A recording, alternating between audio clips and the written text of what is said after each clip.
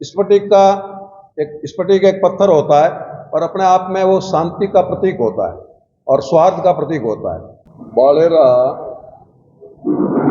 ग्राम की पावन धरा पर नवनिर्मित मार्कंडेश्वर महादेव मंदिर की प्राण प्रतिष्ठा विधि पूर्वक 10 दिसंबर से 12 दिसंबर तक एक धार्मिक आयोजन विधि पूर्वक संपन्न होने जा रहा है। इस आयोजन में कितने श्रद्धालु शरीक होंगे, क्या व्यवस्था है, किस तरीके की? इस आयोजन में राजगुरु वंश के विशेष करके श्रद्धालु गुजरात, सिरोही, बाड़मेर, जोधपुर, पाली, जालोर आदि से करीबन 20 से 25 हजार श्रद्धालुओं के एकत्रित होने की संभावना है। महादेव मंदिर का क्या इतिहास क्या है, इसके बारे में बताओ। राजगुरु वंश की उत्पत्ति आबू पर्वत पे वशिष्ठ आश्रम अनल कुंड अग्नि से उत्पत्ति हुई थी। उसमें राजगुरु वंश के और जागरवाल वंश के 2 ब्राह्मण और 4 क्षत्रिय परमार, स्वान, पर्याय आदि इनकी उत्पत्ति एक साथ हुई थी। इनके राजगुरु है, ये क्षत्रियों के राजगुरु है। तो उनके कुल देवता मार्कंडेश्वर महादेव। तो इनके पूर्वज नानक चंद जी और नगार चंद जी, इनकी जागीरी का गांव सबसे प्रथम पाट गांव पिंडवाड़ा तहसील में, सिरोही जिले में अजारी गांव रहा। अजारी में इन राजगुरु वंश के परिवार को 52,000 बीघा जमीन जागीरी में संवत 1231 में राजा मोकल के समय दी गई थी।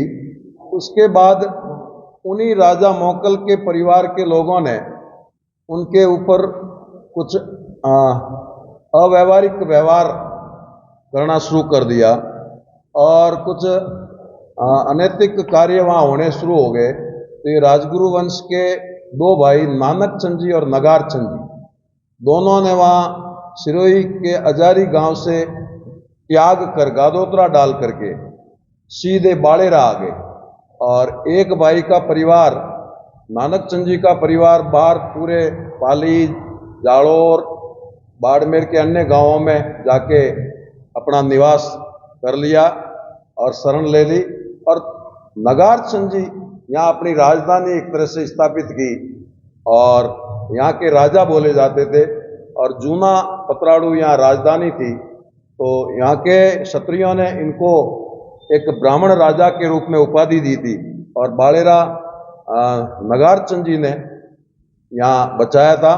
और नगार चंद जी राजा के रूप में यहाँ विद्यमान थे और उनके वंशज यहाँ आसपास पूरे क्षेत्र में 7 राजगुरुओं के गांव है, जिसमें बालासर, बीसू, लंगेरा, रड़वा आदि आदि गांव है। उनके ही परिवार के वंशज लोग यहाँ निवास करते हैं। यहाँ पर स्थापित होने वाले शिवलिंग के बारे में बताया जा रहा है। हाँ, यहाँ मंदिर जो निर्माण हुआ वो एक सुंदर 9.25 इंची के स्फटिक के पत्थर का शिवलिंग लाया गया है। वो रुद्र यज्ञ और आचार्यों के द्वारा विधि पूर्वक उनको प्राण प्रतिष्ठा करके यहाँ स्थापित किया जाएगा। स्फटिक एक पत्थर होता है और अपने आप में वो शांति का प्रतीक होता है और स्वार्थ का प्रतीक होता है। तो स्फटिक के मूर्तियाँ या स्फटिक के शिवलिंग अपने क्षेत्र में बहुत कम है। मात्र एक अभी थोड़े दिनों पहले विरात्रा माता मंदिर के प्रांगण में कोई शिवालय की प्रतिष्ठा हुई, तो विरात्रा माता ट्रस्ट ने उनको स्थापित किया है। और उसके पूर्व बालोतरा जिले में समदड़ी से आगे बलड़ों का वाड़ा एक स्थान है, वहाँ पर एक शिवलिंग स्थापित है। अन्य अपने पूरे बालोतरा और बाड़मेर जिले में कहीं पर शिवलिंग स्फटिक का स्थापित नहीं है। तीसरा शिवलिंग स्फटिक का यहाँ पर स्थापित हो रहा है। प्राण प्रतिष्ठा महोत्सव में धार्मिक आयोजन है। इसमें सभी धर्माचार्यों को आमंत्रित किया गया है। अभी विडंबना यह है कि हमारा कुंभ मेला सनातन धर्म का बहुत बड़ा जो प्रयागराज में शुरू हो रहा है, उनके अखाड़ों का भूमि पूजन आदि पेशवाई आदि के कार्यक्रम चल रहे हैं। तो कुछ बाहर से धर्माचार्य नहीं आ पा रहे हैं। शंकराचार्य जी नरेंद्रानंद सरस्वती सुमेरो पीठ का भी कार्यक्रम था, मगर वो पेशवाई की वजह से और प्रयागराज के कुंभ के वजह से उनका कार्यक्रम रद्द हो गया।